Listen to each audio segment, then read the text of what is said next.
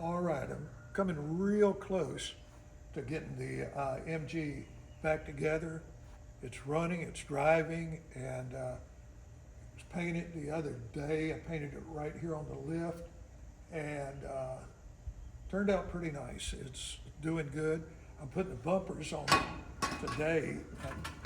These bumpers came off of the front of the wrecked MG that was Emil's car, and this one's in pretty good shape. The only problem with it is where they put the rubber bumpers on here, they tend to dent them, and I got to knock that dent out there, and that's really the only one, a little one there. But all in all, the bumper's really in good shape. The problem I've run into on the front end, this is the valance off of the car that's sitting out there, and I wanted to use that valance because it's a newer car and it had these openings here for the radiator. So I took it off, and because all this stuff is rotted out here in the front, I've had to screw them in like this. Now I'm going to take these out and rivet everything in when I get to the finished product, but I'm not quite there yet. I've got the grill done. The bumpers are going on now. I've got the braces and everything for it out there. I painted them this morning, and so everything's painted. I got to paint the back of this bumper because they all rust, and I just put some black paint on it and forget it. But I've run into a problem. This is a 1970 Mgb GT, and that is a 72, 3, 4, I forget what year it was. But if you can see from where Emil's standing, where the front turn signals go in right here, they've got a designated place on that car out there. And it's an opening for the turn signals. This thing, I don't know how they did it, but you can look, the Mgb GT fenders are built different than a regular MG fender because of up there where they go around the windshield. And this, I'm probably going to have to cut this out some to put this turn signal in it. The original fenders that came on the car, I thought I'll go out there and see if the turn signals are in it. Well, they had the designated place for the turn signal on them too. So the newer cars, which these fenders had to come off of, must have had different fenders. If you know anything about it, please text Emil. He's the guy that can get the information. I don't have a clue. It just, nothing fits.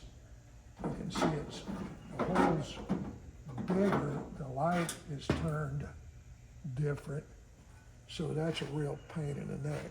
But if you walk around, let's walk out here and look at this wheel.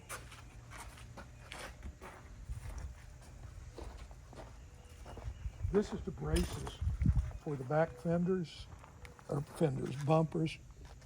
The 70 model had 2 bumpers, and I think it was the only year that had 2 bumpers.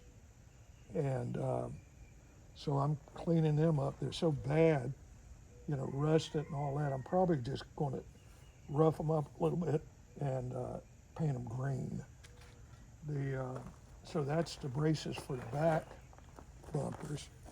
This is the braces for the front bumper. And got them painting and have them in this evening, these on this evening, and probably get this bumpers and everything on tomorrow. That's one giant step closer to finishing this thing. So let's walk out here a while. We're out here now.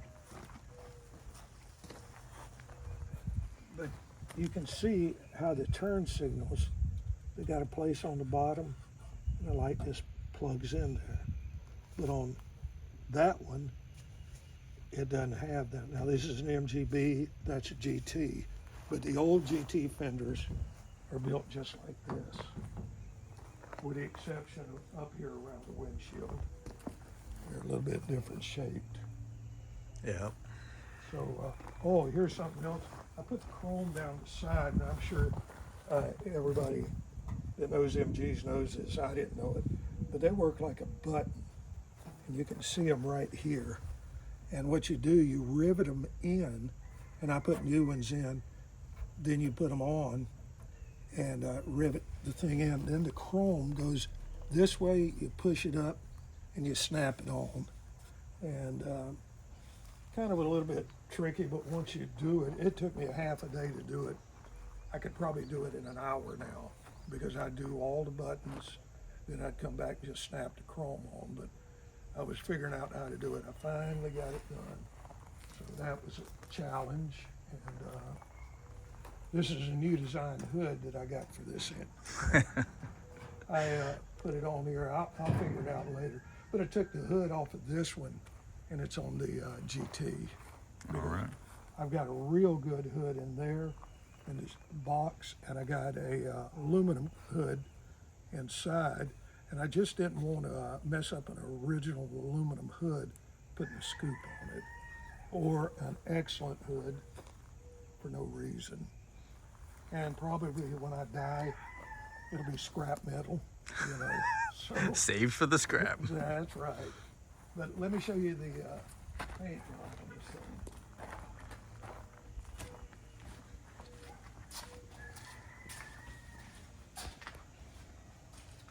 But I don't know if you can see the reflection. It's been painted about, a week and a half now.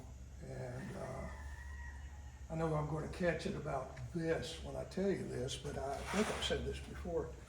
Painted this with Rust-Oleum. Wow. It has 0 runs in it. It takes about a month for it to really cure. And what you can do, if you got problems, you can come back in and clear coat it. And it's just like base coat, clear coat. But this took 2 quarts of paint. I bought a gallon and it used 2 quarts to put 2 heavy coats on it. So it turned out real nice. When you get it outside, it's really shiny and it really looks good. But very pleased with the way it turned out.